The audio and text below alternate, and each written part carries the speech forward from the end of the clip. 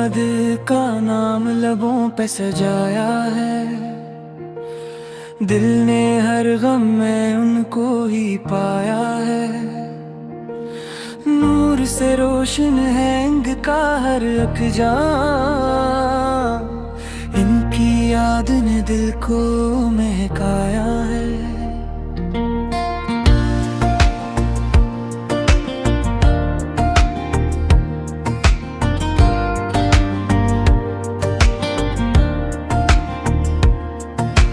जब भी टूटा हूँ संभला है इन्होंने,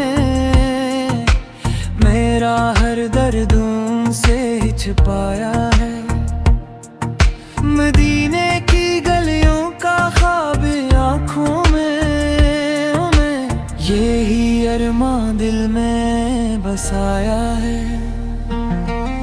रहमतों के साए में जिंदगी मेरी,